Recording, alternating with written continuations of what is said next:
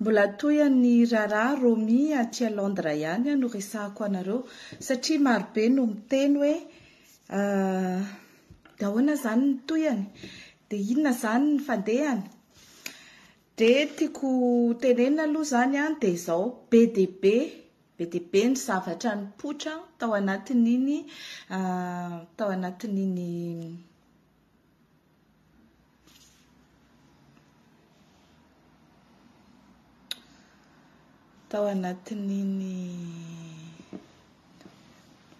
anatin'iny procès iny satria tsika rehetra zany efa miahiahy maheno sision-dresaka hoe manao corruption reo mpitondra reo, mamaritra rem-pirenena reo mpitondra reo.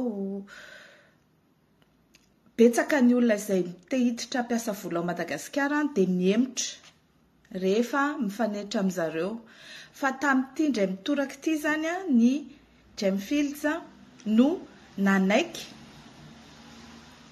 atao hoe ina moa zany anao andeha hatramin'ny farany, andeha hatrany amin'ny fisamborana ny olona izay nanao intermédiaire tamin'izareo.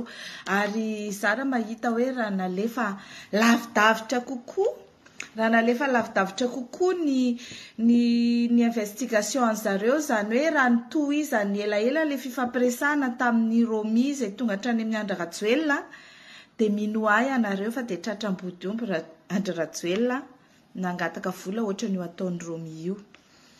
Fa izay no holazaiko eto hoe inona ny fataon'zareo. Ny antony ilazana zany akory tsy hoe anelitsao na anosim-potaka na hoe te-hana ratsiratsy fotsiny, fa tsara fantatritsika fa ny mahatonga atsika tsy manana investisseur tsara, investisseur tena hoe miaro ny vahoaka, ny tontolo iainana, miaro ny atao hoe bonne gouvernance, na hoe mba mitsinjo ny firenena izay anaovany investissement. Dia noho izay antony izay satria ny crapule ihany no afaka hiara-iasa amin'ny fitondrana io. Ny crapule ihany no afaka hiditra amin'izany hoe aleotsika anao an'le corruption raha izay no atafidirana ao Madagasikara.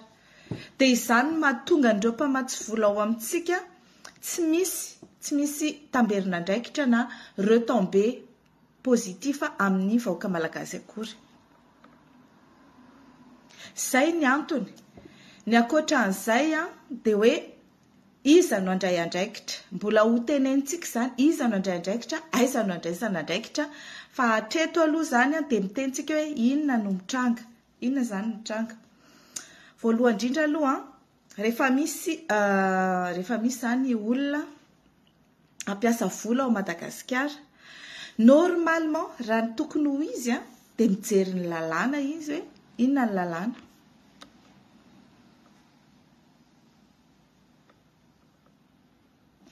Mijery lalàna izy hoe inona ny lalàna misy ao amin'ilay firenena, inona ny secteur tokony hidirany. Fa tamin'ity zany zao dia ny secteur minier, hiditra amin'ny pierre précieuse ilay olona. Dia mieritreritra izy hoe bon, nangataka nanao ny démarche eny anivon'ny ministère mine dia nahazo permis d'exploration, nanao ny cahier des charges, c'est sûrement misy cahier des charges tsy maintsy atao, voalaza ny lalàna izany, reto. Fa ny zavatra misy ao amintsika, vao manomboka mihaona amin'ny ministre mine ianao dia tsy mine ihany ministre, na fitsarana io, na mine io, na izay ministre rehetra anaovana investissement ao Madagasikara ao dia misy vola aloha.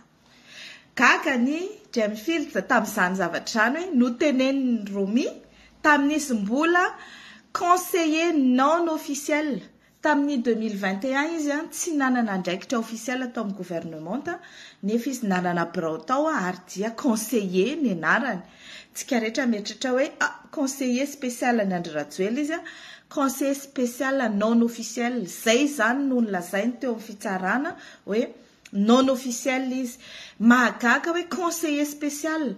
dia atao non officiel fa maninona zany no tsy asiana décret de nomination. Eo aloha zany iny tsy idirantsika izay procédure an'zareo administratif any fa ny eo amin'le hoe inona ny asan'ireo conseiller non officiel reo. Tsy mbola anonona anarana fa za dia mahafantatra conseiller non officiel marobe. Nanomboka tamin'ny teteza mitaka hatramin'izao tsika miteny zao manao panera ny Andry Rajoelina ary anisany manao ohatra ny ataon'ireo mio à grande échelle. Dia zao zany le izy. Mangataka fionana aloha ianao voalohany dia zareo conseiller no miona aminao. Dia eo dia miteny izy hoe tsara be ny investissement nareo, tena potentiel nareo, tena ilainay nareo, tena zao. Mody tokatokafana eo zany le investisseur ary le investisseur tena intéressant, izy koa efa se renseigner izy ty investisseur ty. Rehefa avy eo dia ozy izy hoe dia arirarirany le olona. Rehefa arirarirany le olona dia ny anton'izay mba andoavan'le olona vola. Na hitadiavan'le olona hoe ahoana raha fomba azahoanan'le izy. Dia tamin'ity zany 2019 aloha nanantona ny ministre mine ireo Gemfield reo. Eo tsika dia efa gaka hoe maninona no teo amin'ny ministre mine dia tsy réglé le zavatra satria isika rehetra miara-malala fa raha mikasika ny mine manokana dia tsy misy permis d'exploitation délivré nandritra ny 12 taona izay officiellement ozy izy fa officieusement dia misy mahazo. Anisan'izany zao ny Mainina Liberty drasy zany anaran'le le mitrandraka vato sarobidy mitrandraka vato sarobidy any Akazobe amin'izao tsika miteny zao ary feny faty olona any zao satria nahoana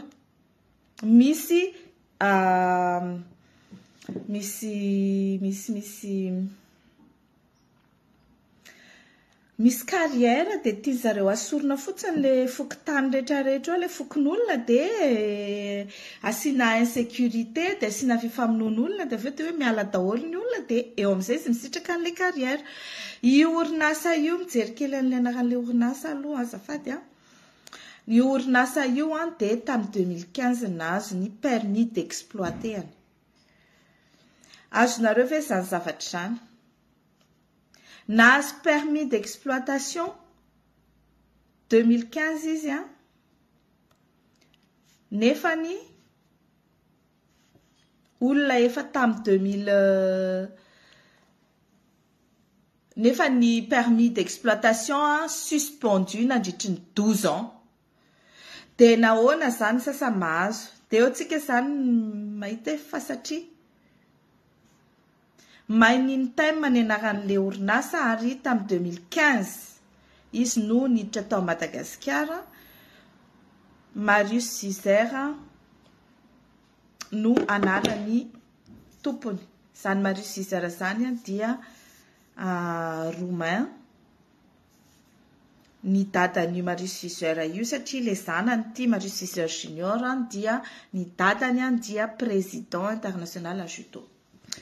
Mitrandraka beryl tourmaline améthyste diamant or rubis saphir métaux précieux or argent platine. Zay zany nataon'io orinasa io. Fa maninona sasany mahazo fa maninona sasany tsy mahazo dia fantatritsika tsara hoe ny sasany zany tsy miambahamba manao an'le processus. Amin'izao tsika miteny zao io mainina io dia miteraka savorovoro any amin'ny faritry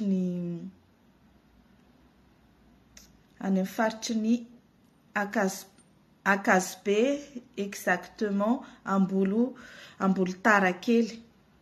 Fa iny zany sujet hafa iny fa le lazaiko eto ohatrany hoe fomba fangalan'zareo vola amin'ny olona. Mandeha aloha ny premier rendez-vous raha ohatra ianao te hiona amin'le tompona ndraikitra mandoa vola centaine de millions ao Madagascar zany hoe million d'ariary no miresaka eo fa tsy million de tsy 120 000 million d'ariary ny chiffre herinay zao dia 250 millions miona amina ministra anankiray ao Madagascar. Rehefa avy eo tsy natafavoaka zany ty ministra ty dia nitady lalana indray ny Jamfield hoe aleo miona amin'ny président, izy ny olona afaka mampiona antsika amin'ny président. Fa izareo tao anatin'ny démarche hoe anao zavatra madio ara-dalàna ireriany. Dia hoe angataka fionana amin'ny président anazava hoe izahay dia investisseur potentiel matanjaka ka dia izao. Inona nefa ny zavatra nitranga nanomboka 2021, 2022, 2023 roa taona garangidina tsy tafana tamin'ny président zareo. Fa maninona? Satria mila mandovola. Dia nanomboka nitaky vola tamin'ny zareo Romy ary napiditra ny Tabuteau hoe izao zao izy dia mila payena. I have to be paid. Azo ao anaty oronapeo zany feoan'ny Romy milaza zany hoe I have to be paid.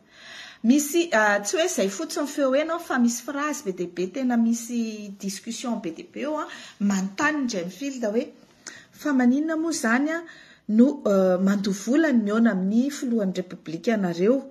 Tsy fanaonay zany ary izahay dia société tena mandala ny éthique sy ny transparence ary tsy mety aminay le hoe andovola mba ionana amina tompona andraikitra. Dia manazava Romy hoe misy asa atao amin'io zao ka iza dia mila payena satria ny niveau de vie ny malagasy dia ohatr'izao ambany Madagasikara fa pays faefatra farany mahantra indrindra ka noho izany dia iza mila payena satria iza miasa. Zany ny zavatra teneniny. Tsy menatra kory izy ary izy tsy nanapo mihitsy hoe enregistré angeny conversation. Faharoa nanomboka napiditra izay resaka izay izy. Avy eo nanomboka nitady fomba zany ny Jamfield anatratrarana an'izay corruption zay satria tsy mety amin'izareo izy te hampiasa vola Madagasikara fa izy kosa tsy tanao corruption dia ny contacté ny NCA National Crime Agency. Eo amin'izay zany rehetra tena andraso arany ho jerentsika raha tena mitombona le hoe mitady vola anaovana corruption zareo. Dia nanomboka teo nisy olona infiltré undercover agent atao hoe Charles nanao ny enregistrement sy nanao ny fionana rehetra niaraka tamin'ny Romy sy Tabuteau Philippe. Rehefa miresaka zareo dia mamerina foana io Charles io hoe inona moa zany ty vola aloha ty. Dia miteny zareo hoe